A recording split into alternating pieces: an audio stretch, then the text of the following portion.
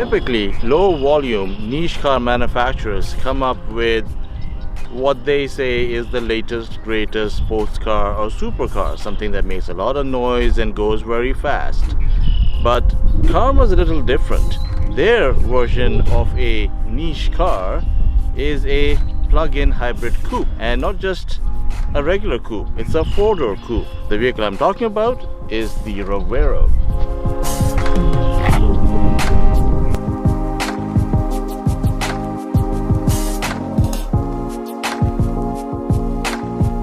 So the meaning of the word karma means what goes around comes around. And that's exactly what has happened to this vehicle. It's called the Karma Revero, but it was not always the Karma Revero. This car first came into production life as the Fisker Karma, designed by Henrik Fisker. If you remember, that car was launched pretty much back in 2008. It was shown in concept form and went into production around 2010, 2011. Fisker had a bit of financial issues. The company went away. However, the intellectual rights were then bought by a Chinese company called Wanjing Automotive, an automotive parts supplier. They bought the rights to this vehicle from an engineering point of view and the design. And they've put the car back into production. It's now built in California. Their head office is in Irvine. Previously, the cars were built in Finland. Between the Fisker Karma and the Karma Revero, there aren't that many changes. The drivetrain is fairly similar. So it still uses the GM Ecotec 2-liter turbocharged 4-cylinder engine that produces 260 horsepower. The electric motors give in another 143 horsepower. So you've got 403 horsepower at max go. Torque is really impressive. That's 981 pounds-feet of torque in sport mode. It has good get up and go, but then it needs to, because this vehicle is very heavy. Due to the plug-in hybrid drivetrain, this thing weighs pretty much as a loaded Chevy Silverado, so about 5,300 pounds. So that's not exactly a sporting weight, but the torque helps moving the car forward. Now, we're talking about the differences between the Fisker Karma and the Karma Revero. The battery in the Karma Revero is of larger capacity, so it gives you a little bit more electric range than before. So now it gives you about an 80 kilometer range on a full charge, whereas it used to give you about 60. They've also updated the infotainment system. They've also updated some of the wiring harnesses, so it's not 100% copy of the Fisker Karma. Most of the things are very similar. You never know what's around the next corner. So there are 3 drive modes for the Karma Revero. Right now we're driving in what's known as stealth mode. Stealth mode is full electric. So the only thing powering the vehicle forward is the electric motor. If I pull the pedal on the left hand side of the steering wheel, it changes drive mode. So now we're in sustain mode. In sustain mode, you're only being propelled by the gasoline engine. So the idea behind that is when you're out on the highway, you're going to pretty much run out of electric range quickly. So you can get into sustain mode, save your battery for when you're going to be back in city, or if you encounter a traffic jam. So it's best to use sustain mode for regular highway driving. There is another mode called sport mode. Sport mode gives you maximum engine and electric power. So when opportunity presents itself to put your foot down, it goes really well. Okay, before we get arrested, I'll slow down.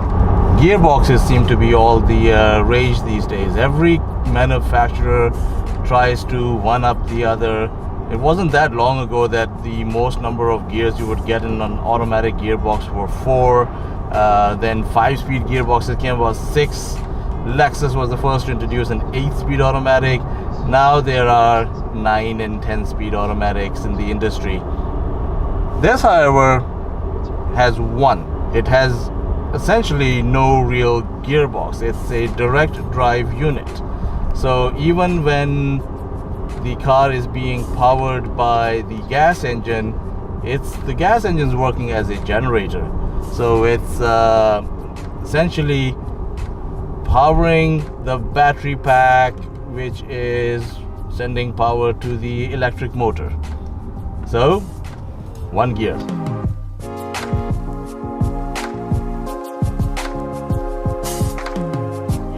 Time to hit the open road. For such a heavy car, the Revero actually handles really well. It's surprising. Even though right now I'm driving a car equipped with the winter tires, it handles really well. The suspension is active, so it controls its body motions, and it does it so seamlessly that you just think it's got great stiff suspension and the body composure. It's all done thanks to the active suspension.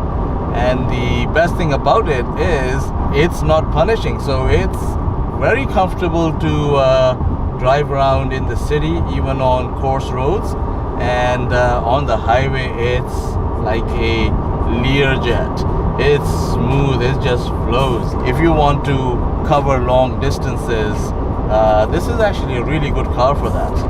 One of the features of the Karma Revero is that you can select the amount of regenerative braking you want. Regenerative braking actually helps charge the battery pack, but different people have different preferences to how much of regenerative braking they're comfortable with.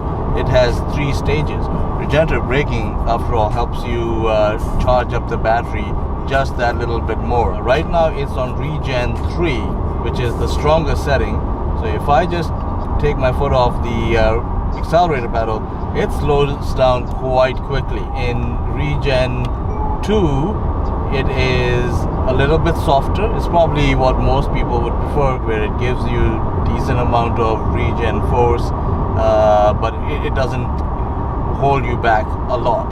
So if I take my foot off the accelerator now, it's far more gentle slowing down. Personally, I like using Regen 3. It gives you such a strong braking, you're hardly ever on the brakes. So what sets the Karma Revero apart from all its competition?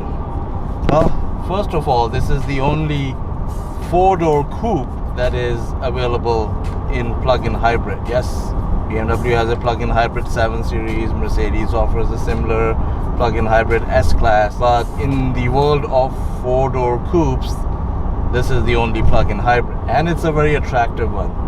Instantly becomes the star of whatever parking lot you're in. So if you're a bit of a shy person, this car is not for you. It's also not the most technologically advanced car in the market. It doesn't have adaptive cruise control, lane keep assist, none of that. It doesn't have massaging seats like some of the luxury cars do. The infotainment system, yeah, it's there, but it's kind of slow. It's a touch screen, so it's not the best system you can get. But the appeal of the car is more its style, its individuality. If you like driving around something that you don't see coming the other way every 5 minutes, this would be of interest to you. Probably most Karma Revero owners have more than one car, so this is just another interesting piece in their collection. So any complaints?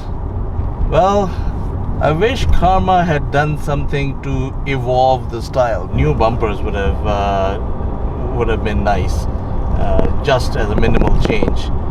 Other things I am not a big fan of. Well, once you sit in here, if you've been in a few cars, you can see that it has a lot of borrowed components.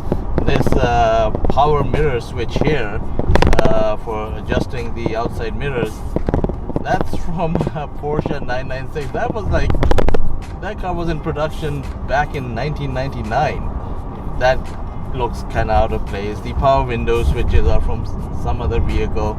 I do wish they had spent a bit more money and given the vehicle its own unique switchgear. But being a small company, borrowed components is pretty much the only way you can build a product and try to make some money at it.